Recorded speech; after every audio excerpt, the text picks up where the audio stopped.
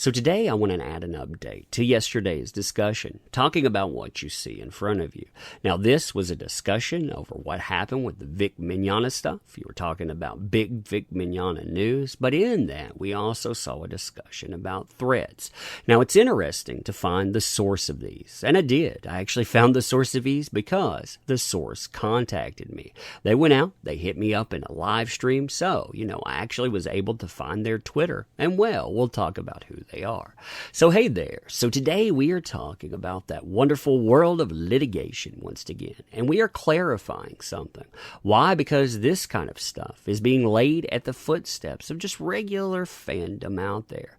Now what's very annoying about that is we have people that are competing for clout. They want to say, hey, these people out here, they're doing this to me, they're doing that to me, while they're representing industry. They're going out and they're furthering down that rabbit hole. They're pointing their finger at consumers. And well, this show, it's a lose-lose situation for those folks. They don't understand it, but money, it has this thing about walking away. Now, before I really get into this, when I talk about this, and again, the account it comes from, if you do like this kind of content, make sure you're subbed to this channel. If you find this stuff useful, share it with others. Make sure this information gets out there. And if you want to challenge this stuff, if you truly want to go out and make changes, the way you do it is offer alternatives. You want to hit somebody, you hit them in the wallet. You take away your support. And the way that you do that is by backing viable alternatives in this industry. For us, this has been the case of the Littlest Umbrella. This is our comic alternative, but there are many alternatives out there. Look them up, and if you want to support the channel in this way, well, I'll talk about this at the end of the video. So, when I'm talking about this update here, this came from the Dallas News, and they added in specific elements. They talked, first of all, of course, about the date. We had mediation by October the 3rd, and if not, well, we'll get a decision on October 4th. Then we saw Chup also handed out some of the threats of violence against him and others that were referred to him by the Fort Worth Police Department after his September 6th hearing. Now, we're going to skip this part because this is an email that's supposedly directed to Judge Chup. The other part is a series of tweets, and it included delusion, the strong reminder that justice only leaves the barrel of and when the state fails to defend its citizens, it's only natural that the citizens take care of themselves. It would be a justified, and the person doing it could even get annulled from the act of and found not guilty for. Now, when looking at this, the Dallas News, they were quick to go and attribute that to, well, you can imagine those pesky consumers that actually believe in due process for Vic Mignogna. Those guys are out there threatening. In fact, this stuff, well, it was brought to the forefront, apparently, by Jamie Markey. You see the statement here. Now, when I'm pointing this out, you don't need to interact with Jamie Markey. You don't need to interact with these people at all. Interestingly enough, that didn't matter in this case, though, because the person there, they're not interacting with Markey. They're not talking to them at all. They're talking about their thoughts on this stuff. And, well, it's kind of interesting to see. Moreover, this is the same person that's talking about threats. I'm like, where do I sign up here? Because, hey, I had a certain person, Tim Doyle, aim a lot of stuff my way. And guess who was there interacting with Tim Doyle, pointing stuff right in my direction? Jamie Markey. Interesting. When a rando out there gets to be part of that judge's statement. But these people that are involved in the case can go out, whip up people, and there's nothing that's done about it. I mean, we had that. We have another person that's involved in that. This is just in my direction alone. We have them saying, go find this person's job, go out here and call them a type of abuser because they worked with kids at one time and they don't march lockstep. Well, seems like an interesting way to go. Let's go out and do the same things we've done. But see these statements? Well, that's why victims don't come forward. Gotcha. Now, when we're talking about the account that said this stuff, we're talking about this one. This one, again, it hit me up in a live stream, and it said, hey, those are my comments. I don't belong to anyone out there. I'm not making these statements. I speak for myself.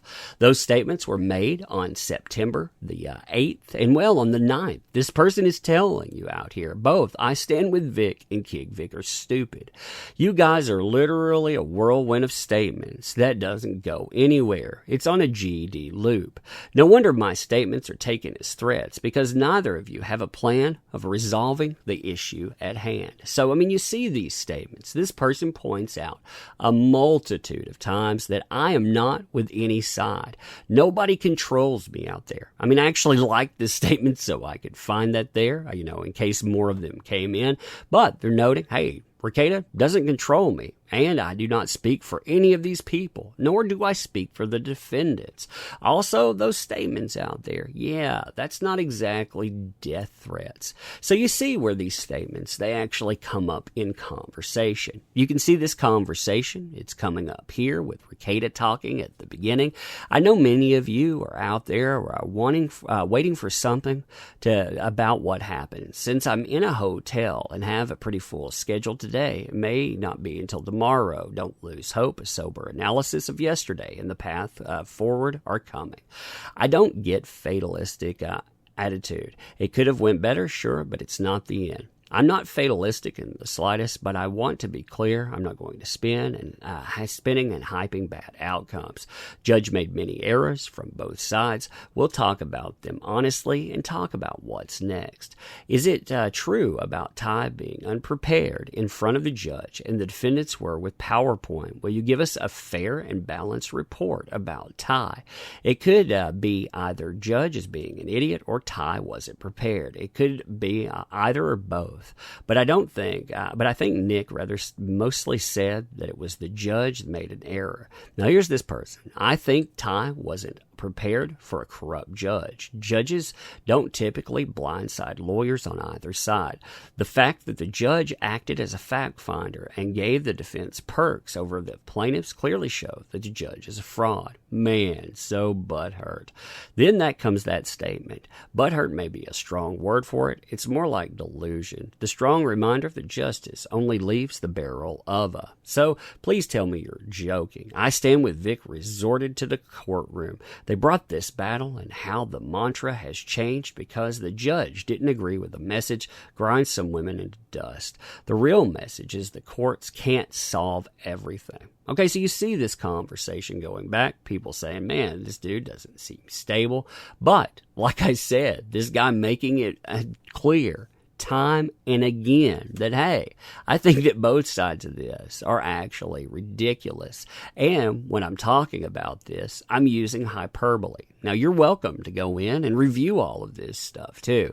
There are a lot of statements in this, but like I said, again and again, you have this person telling you that I feel that maybe I'm extreme here. Yes, I feel that I have some extreme comments, but think of this as a warning, and it's to both KICKVIC and the I Stand With Vic side. We all need this case to go through the proper motions, or the chance one side will start is dramatically increases. Now, of course, statements like that have been taken as threats. In fact, one of the first times I ever saw something like this brought up as a threat was from a statement just like this. It said, hey, if this stuff continues, well, then you're going to have to wear a bulletproof vest somewhere, because they're crazies out there.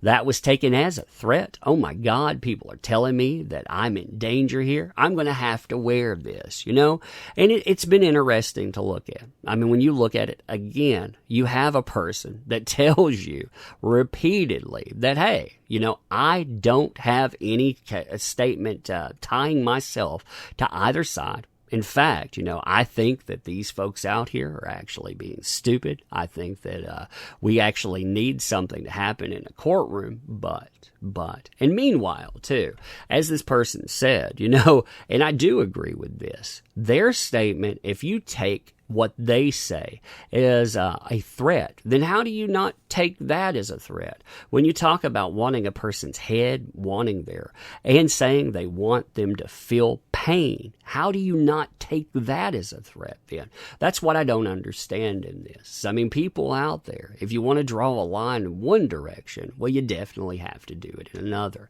Now, for myself, I see all of this stuff as not the best way to articulate. I mean, if you go out, you may actually find yourself getting a visit from the police because of that, because, yeah, that stuff can be taken as threats.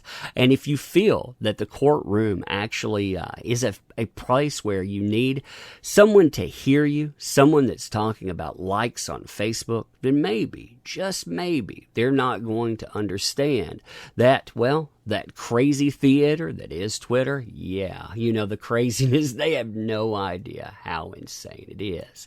But, like I said, it's very interesting to see who this stuff is delivered to and how this makes it out anyway. Because any random person out there can throw out comments. And meanwhile, again, people that are involved in this process, people that are actually in the courtroom right now are harassing voice actors. They're going out and gatekeeping, saying, hey, if you can't get jobs in the future, that's because you're an a-hole. Pass it on. You know, you better not work with Vic. Better not work with Fantasy Soft. That stuff, yeah. You've also had them, again, joining in with people that have directly threatened others, going out and saying, hey, we need to silence people that are talking about that. So it's really fascinating to see come together, especially when. But I don't know. You tell me about this. You tell me your comments. And again, when you're talking about this stuff, if you are going out and trying to articulate, do not use hyperbole. Do not go out and throw out stuff like that.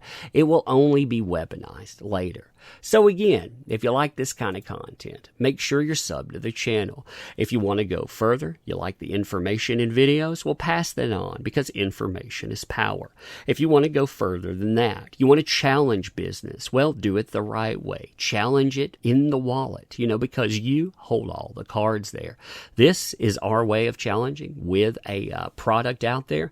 Case of the Littlest Umbrella. There are 2 comic books associated with this for one message, and it should be a very clear one. We do not have to lockstep to any of these people.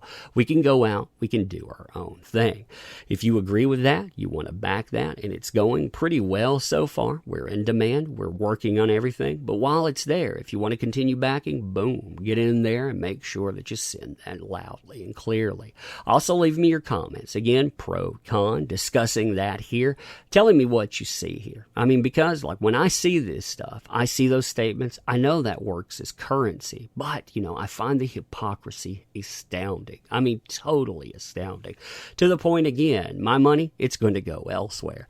Ending, I want to say thank you. I do appreciate you for showing up, you know, time and again. I want to say that these people forget who empowers their endeavors. That's their bad. When you're walking away and you want something to walk toward, well, you're always welcome here. So thank you. Appreciate you. We'll do this again soon.